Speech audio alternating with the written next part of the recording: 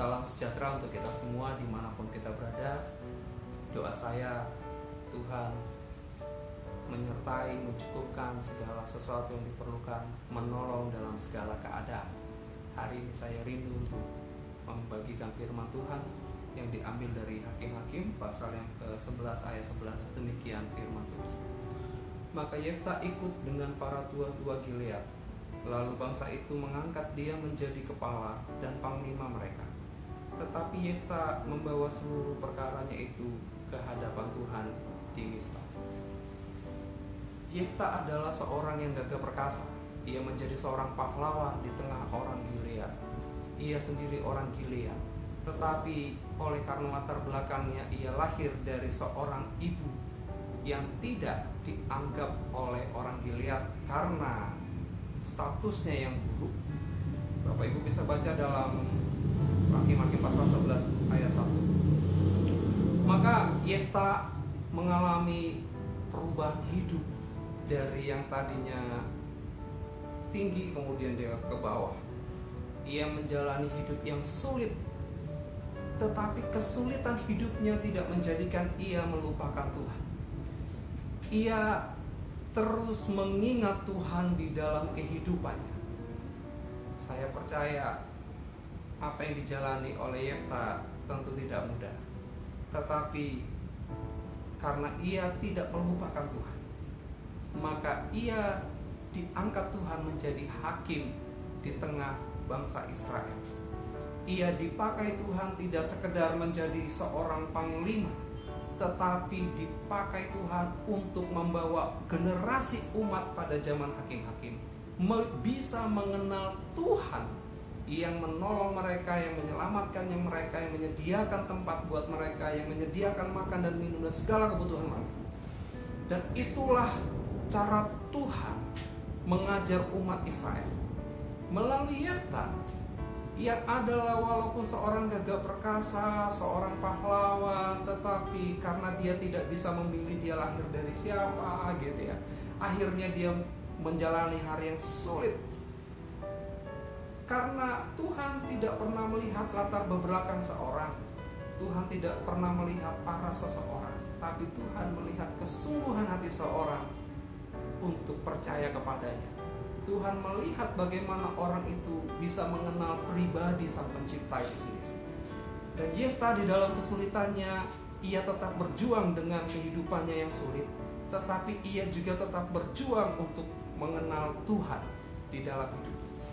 Dan cara Yefta mengenal Tuhan adalah ia mengingat setiap detail bagaimana Tuhan memberkati hidupnya. Bahkan ia mengingat bagaimana Tuhan menolong, memberkati nenek moyangnya umat Israel ketika dibawa Tuhan keluar dari Mesir dan hendak menuju ke tanah Kanaan. Ia mengingat juga bagaimana cara Tuhan menolong nenek moyangnya umat Israel untuk dituntun di tengah kesulitan padang gurun, berjalan padang gurun. Sehingga ketika ia menghadapi situasi yang sulit, maka cara dia mengenal Tuhan adalah menghitung kebaikan Tuhan. Sehingga saya membayangkan ketika dia mengalami kesulitan, dia percaya sama Tuhan, dia kenal sama Tuhan, bahwa Tuhan pasti menolong. Nah, oleh karena itu di dalam Hakim-Hakim pasal ke-11 dan 12, Yefta mengerti betul sejarah tentang nenek moyangnya Israel ketika di padang gurun dan Tuhan menolong mereka. Ia menjelaskan kepada Raja Amon sebelum memutuskan untuk berperang bahwa sesungguhnya bukan perang yang utama. Sesungguhnya bahwa mereka umat Israel tidak punya niat untuk mengambil tanah mereka Bani Amon pada saat itu, nenek moyangnya. Tetapi oleh karena nenek moyang Bani Amon pada saat itu tidak memberi izin kepada bangsa Israel yang hendak menuju ke tanah Kanaan, mereka akhirnya bangsa Israel berjalan berkeliling di tepi-tepian tanah Bani Amon. Dan karena ketidakpercayaan orang-orang di sana, mereka menyerang bangsa Israel dan bangsa Israel di dibawa Tuhan akhirnya untuk mengalahkan mereka dan menduduki negeri mereka. Dan karena itu Yefta berkata kepada Raja Amon di zaman hakim-hakim, di zaman Yefta, bahwa aku tidak bersalah, kami tidak bersalah. Karena ternyata menurut sejarah bukan bangsa Israel yang menyerang duluan, tetapi mereka yang menyerang bangsa Israel. Dan Tuhan membawa bangsa Israel, melindungi bangsa Israel, menjaga bangsa Israel, bahkan menduduki tanah yang ada di sana. 300 tahun menduduki. Dan bagaimana Bapak yang kasih Tuhan dengan kita saat ini? Mungkin kita tidak tahu kenapa kita mengalami situasi yang sulit. Atau mungkin kita juga berpikir, apa ini mungkin karena latar belakang saya sehingga saya menjalani hari yang sulit. Bapak Saudara yang kasih Tuhan, ini bukan soal kehidupan sulit, bukan soal latar belakang, tetapi bagaimana kita yang percaya kepada Tuhan, yang menerima Tuhan sebagai orang percaya dalam Yesus Kristus, bisa mengenal Dia dengan baik dan benar, seperti apa adanya Tuhan, bukan seperti pikiran kita. Oleh karena itu, sama seperti bangsa Israel diajar Tuhan untuk mengenal Tuhan melalui hidup Yefta, angkat menjadi seorang hakim. Demikian juga dengan kita. Mungkin saat ini kita sedang sulit, mungkin kita sedang lesu, mungkin kita sedang berputus asa. Tapi ingatlah bahwa Tuhan selalu berbuat baik atas kita. Maka kenallah Tuhan dalam hidup kita. Jangan menyerah dalam keadaan, tetapi seiring dengan itu jangan menyerah juga dengan Tuhan. Tetap percaya kepadanya, dekat dengannya, dan yang penting ketika mendekat, kenallah Tuhan. Nah, bagaimana cara kita mengenal Tuhan? Dari kehidupan Yefta yang diangkat Tuhan menjadi hakim adalah, ingatlah cara Tuhan menolongmu. Selama masa-masa lalu engkau sulit, Tuhan bukankah pernah menolongmu? Ketika engkau sedang di dalam keadaan kekurangan, bukankah waktu itu Tuhan juga mencukupkanmu? Bukankah ketika waktu itu masa lalu kita sedang berdoa, bertelut di dalam kesedihan, kedukaan, dan kemudian Tuhan menjawab, entahkah itu dijawab hari ini atau beberapa tahun kemudian, tapi Tuhan menjawab, bukankah Tuhan juga sudah menolong? Maka ingatlah setiap perbuatan Tuhan, kebaikan Tuhan, bahwa sesungguhnya Tuhan tidak pernah membiarkan kita tergeletak dan ditertawakan oleh orang-orang yang tidak mengenal Tuhan. Tidak akan pernah Tuhan biarkan kita demikian. Maka kenallah Tuhan dengan cara yang pertama, selalu ingat kebaikan Tuhan. Hitunglah bagaimana cara Tuhan telah menolongmu. Ingatlah bagaimana cara Tuhan menolong. Hitunglah Tuhan berapa kali menolong. Dan itu penting buat kita. Maka kalau kita sulit, ketika kita mengingat kebaikan Tuhan, kita akan percaya pada saat ini yang kita hadapi, bahwa Tuhan pasti akan menolong kita. Nah, yang kedua, Bapak yang kasih Tuhan, dalam keadaan kita saat ini, bagaimana kita bisa mengenal Tuhan? Bahwa ingatlah bagaimana Tuhan menyelamatkanmu dari dosa.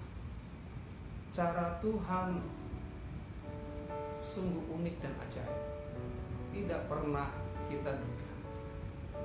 Cara Tuhan menyelamatkan Paulus, cara Tuhan menyelamatkan Raja Daud dari dosa mereka, cara Tuhan menyelamatkan Rasul Petrus berbeda-beda, tetapi tujuannya adalah mereka diselamatkan. Demikian juga dengan kita.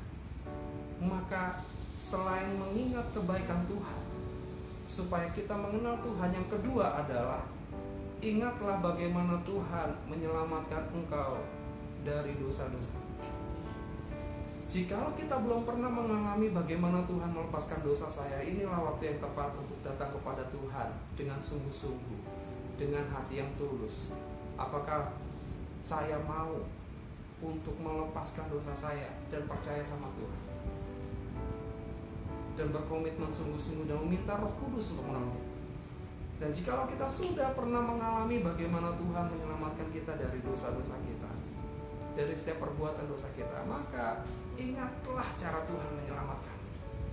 Mungkin keadaan bertahun-tahun kita mengikutinya membuat kita menjadi lelah, penat, tetapi ingatlah kembali kasih Tuhan yang menyelamatkan dari setiap perbuatan dosa. Maka kita akan mengenal Tuhan, bahwa ternyata apa yang ku jalani ada tujuan Tuhan dalam hidup. Nah, hari ini Bapak kasih Tuhan, pelajaran dari kita hakim-hakim melalui Hakim Yefta di tengah umat Israel adalah selalu mengenal Tuhan dalam hidup kita. Jangan pernah melupakan Tuhan apapun keadaan kita. Kadang senang juga bisa membuat kita lupa Tuhan. Sulit juga bisa membuat kita lupa Tuhan. Itu tergantung bagaimana dengan kita. Maka kenallah Tuhan. Cara Yefta adalah menghitung kebaikan Tuhan, mengingat bagaimana cara Tuhan menolong dan memberkati hidupnya nenek moyang. Demikian juga kita. Hitunglah berkat Tuhan, pertolongan Tuhan, dan ingatlah cara Tuhan menolong kita. Dan Tuhan hari ini pun akan menolong kita. Dan yang kedua, ingat juga bagaimana Tuhan menyelamatkan kita dari dosa. Maka secara jasmani, secara rohani, secara roh kita dibangun. Kesulitan yang kita jalani, kita akan menjadi pribadi seperti Imam Paulus, bahwa sekalipun ada duri dalam daging, tetapi kasih karunia Tuhan lebih besar daripada duri dalam daging. Ketika kita mengenal Tuhan, kita pun akan mengalami apa yang dialami oleh Tuhan Yesus. Sulit, takut ketika di Taman Getsemani, penuh perjuangan untuk menjalani. Tetapi Tuhan Yesus berkata di dalam kesulitan, di dalam ketakutannya, Ia berdoa, Tuhan, biarlah ini cawan ini lalu daripadaku, tetapi jadilah kehendakmu, bukan kehendakku. Demikian juga dengan kita. Selamat mengenal Tuhan dalam hidup kita. Percayalah, selalu ada pertolongan Tuhan. Tuhan tidak kita yang percaya menerimanya sebagai Tuhan Juru Selamat dipermalukan oleh orang-orang yang tidak mengenal Tuhan. Tuhan pasti menolong kita. Ia menjadi hakim yang adil. Dan ingat juga bagaimana cara Tuhan menyelamatkan kita dari dosa-dosa. Tuhan Yesus memberkati kita semua. Shalom, salam sejahtera.